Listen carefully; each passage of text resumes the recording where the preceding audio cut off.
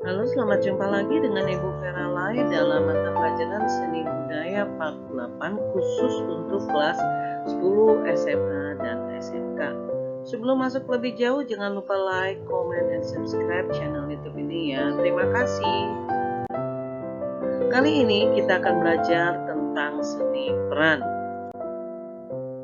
Indikator atau tujuan pembelajaran agar peserta didik dapat satu mengidentifikasi pengertian seni peran. 2. Membedakan ragam jenis seni peran sesuai dengan kaidah teater tradisional. 3. Mengidentifikasi unsur seni peran sesuai kaidah teater tradisional. 4. Memeragakan teknik seni peran sesuai kaidah teater tradisional. 5. Menginterpretasi karakter tokoh seni peran bersumber lakon teater tradisional. 6. Berlatih seni peran sesuai karakter tokoh yang dibawakan bersumber lakon teater tradisional. 7. Menampilkan seni peran sesuai karakter tokoh yang dibawakan bersumber lakon teater tradisional. Coba merenung sejenak. Perhatikan orang-orang di sekitarmu. Apa yang kamu lihat? Kamu alami, kamu rasakan, kamu pikirkan, kamu pahami. Dengan banyaknya mengapresiasi keragaman perilaku dan kebiasaan orang, gaya bicara, kedudukan, ciri-ciri fisik, dan kejiwaan seseorang di sekitarmu, upayakan menjadi modal atau sumber dalam melatih kepekaan pikir, kepekaan rasa, dan kepekaan bicara. Hal ini merupakan modalitas kamu dalam menghadirkan sosok peran di atas pentas dalam pembelajaran seni peran. Pengertian seni peran.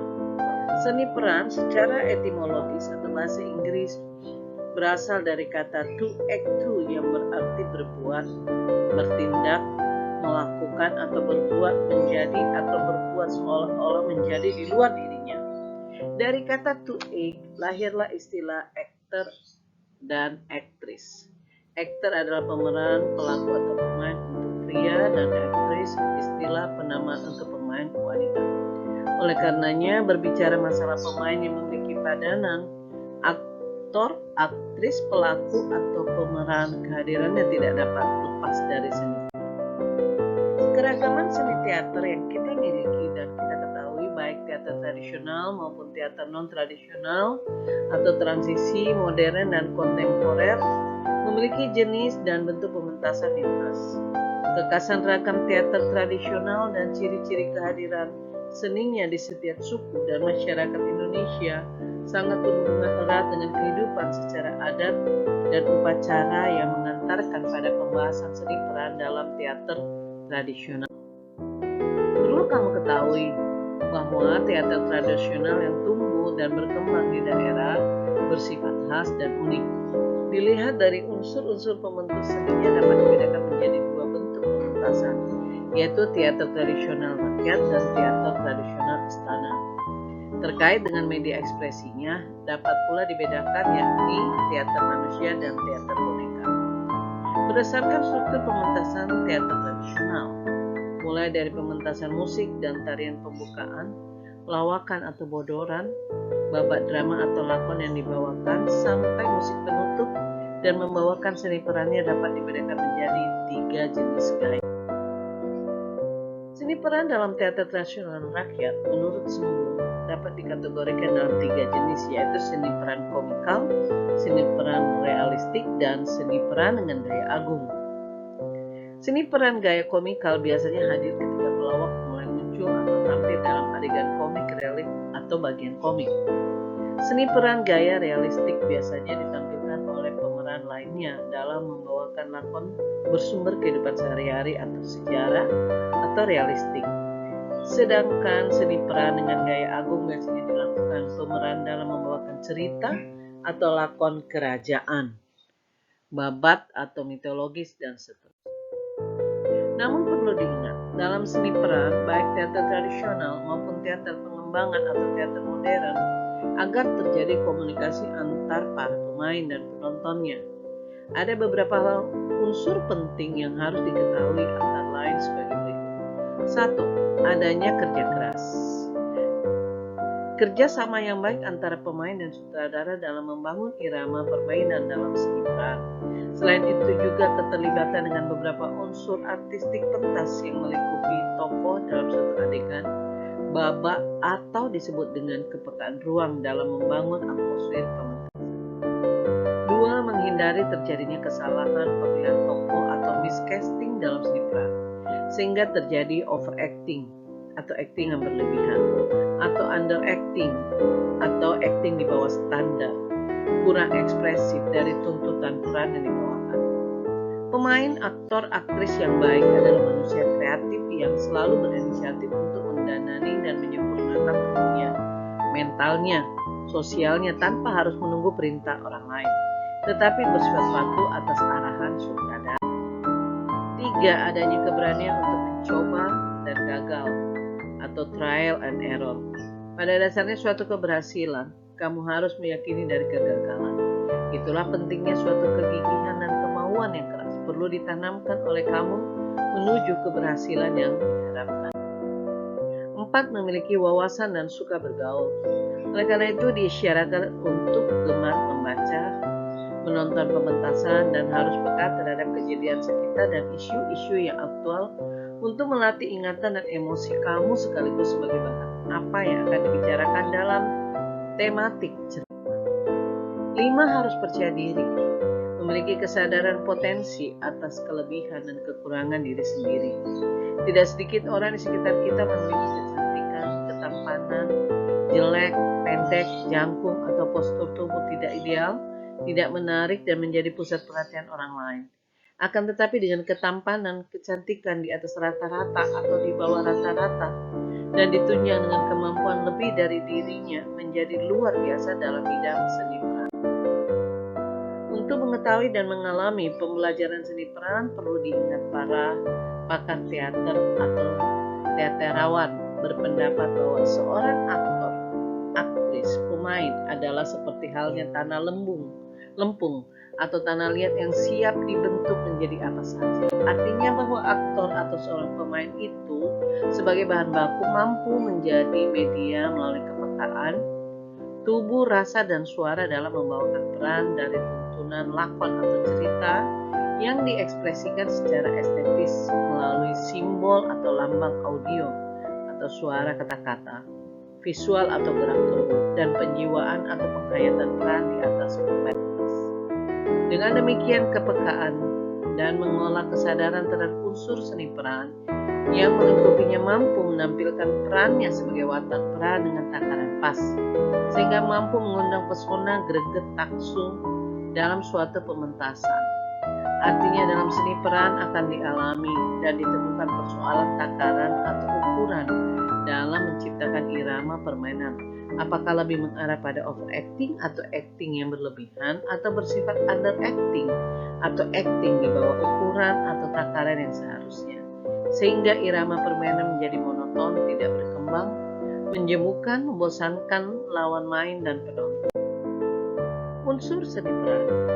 Modal dasar seorang pemeran tidak sebatas penguasaan tubuh, ekspresi mimik, penghayatan, suara, dan kemampuan pikir yang harus dimiliki. Akan tetapi dalam pembelajaran seni peran perlu ditunjang dengan pengetahuan dan pemahaman terhadap unsur-unsur penunjang seni peran. Adapun unsur-unsur penunjang yakni memahami cerita atau lakon, rias, busana atau aksesoris, kostum, peralatan, handprop, irama permainan atau kepekaan musikalitas, dan kepekaan ruang atau ruang spasial tubuh dan tempat bermain peran. Unsur-unsur seni peran dapat dijelaskan sebagai berikut. 1. Lakon. Kata lakon sama halnya dengan istilah ngalalakon boga lalakon dalam bahasa Sunda atau ngelalakon dalam bahasa Jawa, artinya melakukan, melakoni cerita yang dilakukan oleh seorang tokoh. Biasanya tokoh atau pemeran utama dengan kata-kata verbal atau tanpa kata-kata non-verbal dalam suatu peran yang dibawakan. Kedudukan lakon, cerita atau naskah merupakan unsur penting dalam seni teater sebagai nyawa, nafas atau roh dalam menjalin hubungan cerita atau struktur cerita melalui tokoh atau peran yang dibawakan oleh seorang pemeran. Lakon Cerita atau naskah teater adalah hasil karya seniman dan atau sastrawan yang diwujudkan atau diangkat ke atas pentas teater. Lakon yang ditulis orang lain atau pengarang di mata seniman teater merupakan bahan baku atau sumber ide, gagasan dan pesan moral yang mengilhami untuk berkreativitas seni peran melalui pementasan teater. Salah satunya bersumber cerita atau lakon teater tradisional yang ada di daerah. 2. Unsur penokohan atau peran penokohan. Peran atau kedudukan tokoh yang disajikan oleh seseorang dan atau beberapa pemain merupakan unsur penting dalam seni peran yang bersumber dari lakon, cerita, dan naskah yang ditulis atau tidak ditulis oleh seorang pengarang. Penokohan di dalam seni teater dapat dibagi dalam beberapa kedudukan tokoh atau peran, antara lain protagonis, antagonis, dietragonis, foil, tetragoni, confident, raisoneur, dan utility. Yang pertama, protagonis adalah tokoh utama. Pelaku utama atau pemain utama atau bogala lakon disebut sebagai tokoh putih.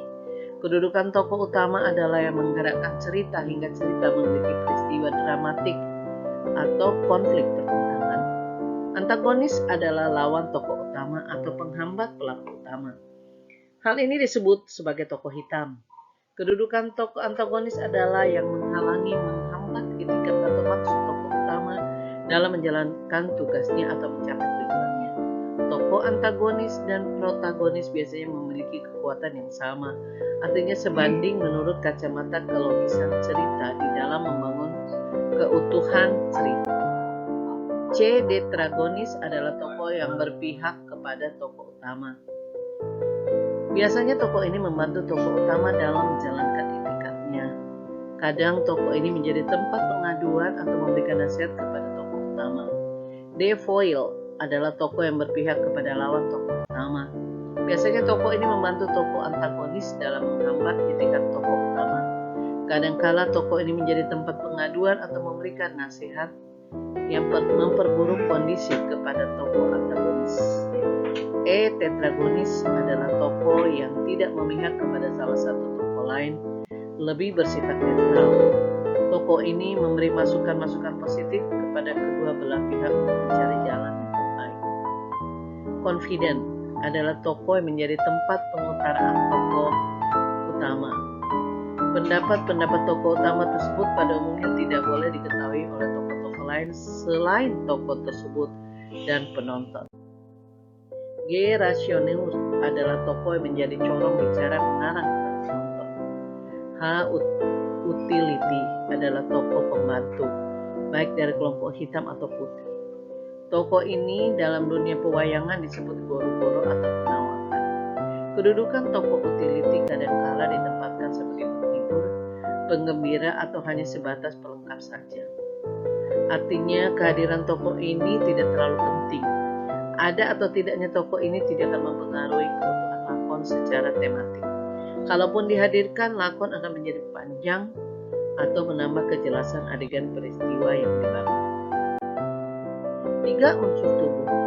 Tubuh dengan seperangkat anggota badan dan ekspresi wajah merupakan unsur penting yang perlu dilakukan pengolahan atau pelatihan agar tubuh kamu memiliki stamina yang kuat. Kelenturan tubuh, daya refleks atau kepekaan tubuh. Untuk memperoleh tujuan dimaksud, seorang pemain harus rajin dan disiplin melakukan olah tubuh sebagai materi penting yang akan dibahas melalui teknik seni peran. Di samping memiliki kemampuan tubuh yang memadai sebagai seorang pemain, jangan lupa kamu harus sadar akan potensi kamu dalam hal memfungsikan unsur suara atau vokal. 4. Unsur suara.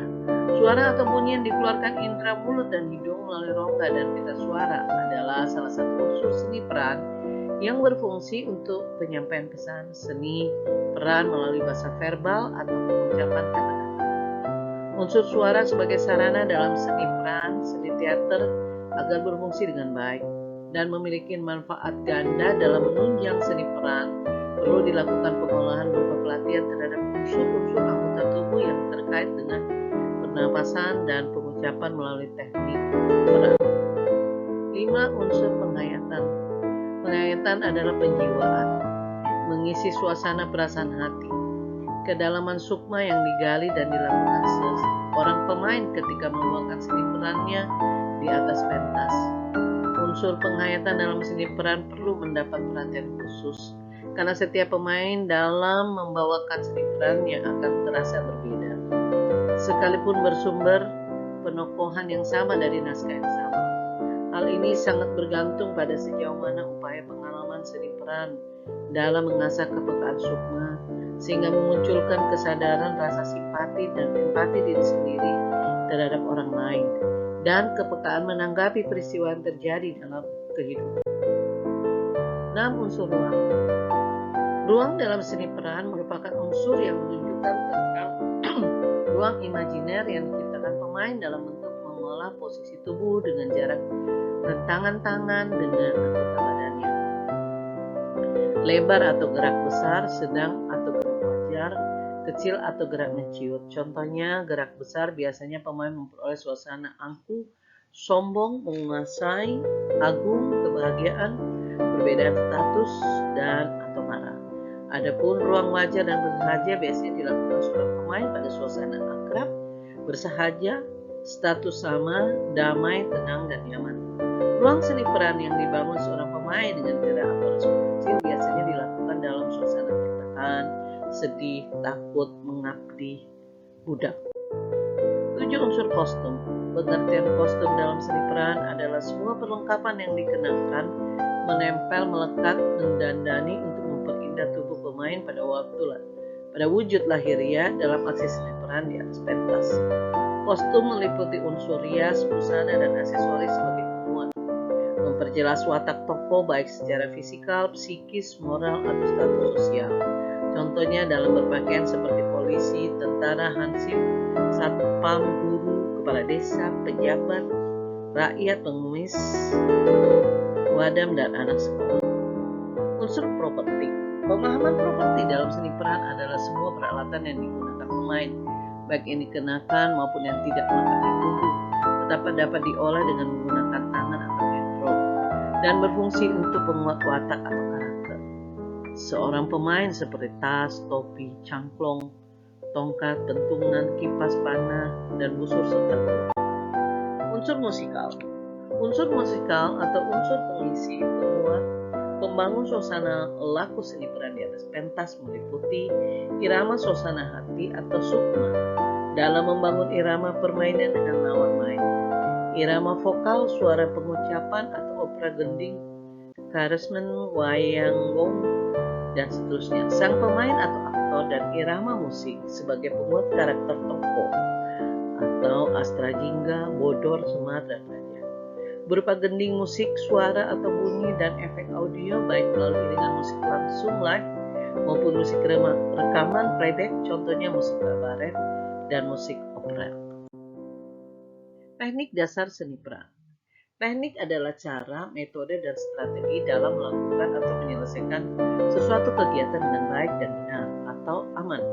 Teknik seni peran dapat kamu pahami sebagai suatu cara, metode, atau cara untuk mengoptimalkan keterampilan, potensi pikir, perasaan, vokal, dan tubuhnya dalam membawakan peran atau tokoh dengan totalitas dan penuh kesadaran, sehingga diperoleh manfaat dalam meningkatkan acting atau seni peran dari suatu tokoh atau peran yang diekspresikan. Pembelajaran teknik dasar seni peran dapat dilakukan dengan menggunakan pendekatan yang dilakukan oleh beberapa pakar seni teater. Boleslavski, Stanislavski, Ariana, Rendra. Aplikasinya dilakukan melalui tahapan seni peran sebagai berikut. Hal ini dilakukan agar kamu memiliki ketahanan tubuh, suara yang memadai, dan kepekaan rasa dalam mencapai tujuan pembelajaran agar berpengalaman dalam seni peran. 1. Olah tubuh. Olah tubuh merupakan pembelajaran praktik melalui pengolahan atau pelatihan agar tubuh kamu memiliki stamina yang kuat, kelenturan tubuh, dan daya refleks tubuh. Dalam hal ini jelas kamu harus memakai pakaian olahraga. Stamina, kekuatan tubuh adalah cara bagaimana melatih terhadap tubuh agar kamu memiliki ketahanan fisik dan pernapasan yang sehat. Stretching atau peregangan adalah pengolahan atau latihan pada otot-otot tubuh agar lentur dan memiliki daya gerak refleks. C. Keseimbangan tubuh. Pelatihan keseimbangan tubuh membekali kamu agar dilatih kemampuan otak dalam menguasai tubuhnya. Tumpuan keseimbangan ini penekanan pada kaki. 2. Olah suara. Olah suara merupakan praktik pengolahan atau pelatihan elemen-elemen yang berhubungan dengan suara melalui teknik pernapasan dan pengucapan agar kamu memiliki artikulasi yang jelas, intonasi suara, dinamika suara, dan kekuatan suara. A. Artikulasi. Artikulasi dapat diartikan kejelasan dalam pengucapan kata-kata agar apa yang dikatakan menjadi jelas dengan apa yang diterima pendengarnya. Intonasi. Intonasi suara adalah irama suara dengan penekanan mengucapkan kata-kata sehingga dihasilkan pengucapan yang tidak monoton atau kesan datar. Dinamika. Dinamika suara adalah tempo pengucapan suara, cepat, lambat, sedang, atau wajar dari suatu kata atau kalimat. D. Power atau kekuatan. Suara adalah keras lemahnya suara yang dihasilkan dari pengucapan suatu kata atau kalimat. Olah rasa. Olah rasa adalah suatu proses latihan yang menempatkan perasaan sebagai objek utama dari pengolahan atau latihan. Adapun materi latihan yang kamu harus lakukan antara lain teknik konsentrasi. Konsentrasi merupakan gerbang yang sangat menentukan kelangsungan, mengatur, dan mengendalikan fenomena psikologis seorang aktor dalam menguasai peran. Pada bagian ini, konsentrasi seorang aktor akan berupaya mengalienasi atau mengasingkan dirinya dari kehidupan nyata yang dijalaninya sehari-hari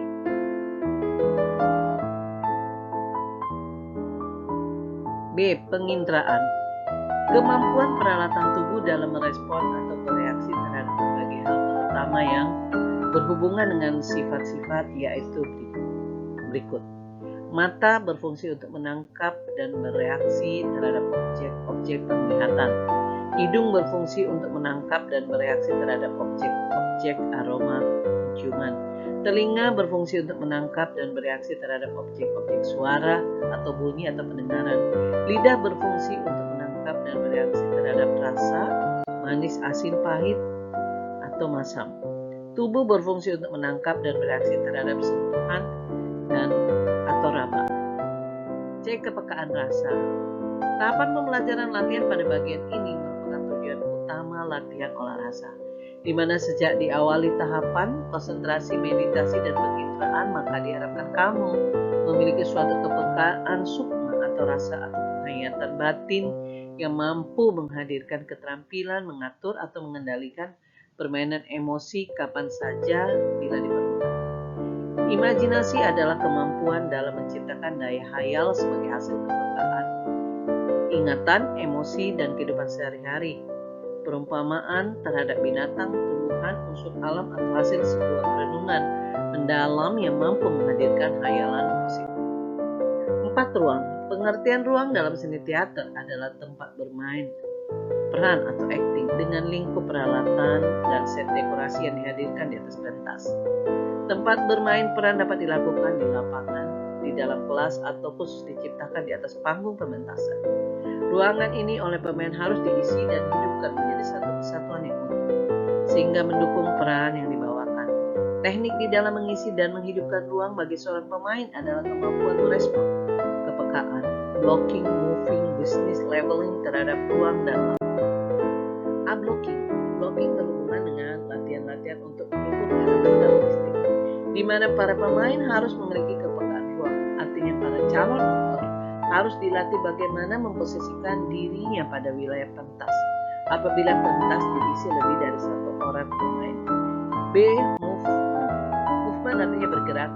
Pergerakan atau perpindahan tempat. Kata moving dikenal dengan movement, yakni pergerakan atau pindah tempat yang dilakukan oleh pemain di atas pentas.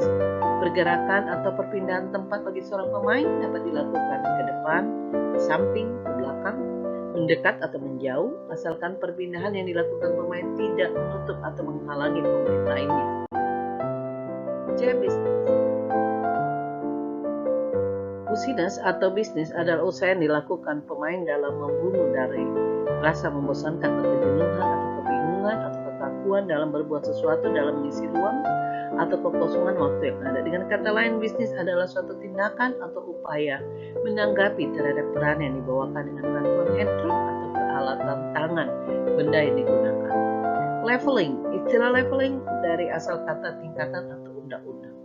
Oleh karena itu, dalam konteks ini peran teater atau leveling merupakan pengaturan tinggi rendah pemain dalam ruang pentas. Pengaturan tinggi rendah pemain, baik personal maupun grouping, selalu dilakukan bahwa pemain yang berada di belakang pemain lain hendaknya memiliki kesadaran harus lebih tinggi dan pemain yang berada di depan. Kreativitas seni peran. Kreativitas seni peran adalah suatu metode atau cara untuk mengoptimalkan kemampuan, pengetahuan, keterampilan, dan sikap dalam pembelajaran seni peran terhadap penguasaan dan pengolahan tubuh, suara, sukma, dan pikir yang dimiliki siswa dengan totalitas. Penuh kesadaran dan tanggung jawab atas peran yang diembannya. Semua ini dilakukan sehingga diperoleh manfaat ganda berupa kebugaran, kecerdasan, dan terjadi peningkatan kualitas dalam seni peran dari suatu watak tokoh yang dibawakan. Pembelajaran seni teater melalui kreativitas seni peran dapat kamu lakukan dengan menggunakan keberanian trial and error dan mau melakukan pembelajaran dengan memulai analisis peran sebagai berikut. Analisis peran. Analisis artinya mengurai, memecah, atau membedah sesuatu hal berdasarkan kaidah ilmiah dengan memfungsinya daya pikir kamu. Analisis peran dalam seni teater adalah kemampuan kamu untuk mengurai dan menghubungkan tokoh yang ada di dalam naskah yang kamu baca dan yang akan teman kamu perankan dengan tokoh yang akan kamu bawakan dalam bentuk seni peran. Keuntungan seorang pemain dengan membuat analisis tokoh adalah untuk memudahkan koordinasi kerja dalam melakukan latihan seni peran secara bersama dalam hal membangun kesamaan visi dan misi seni peran yang akan ditampilkan oleh pemain tokoh lain dalam kelompok kamu. Adapun tujuan akhir dengan melakukan analisis peran adalah terciptanya keutuhan, keterpaduan, dan keharmonisan seni peran sesuai dengan watak tokoh dari naskah yang kamu dan kelompok kamu akan tampil. Terima kasih sudah mengikuti video pembelajaran ini. Sampai jumpa.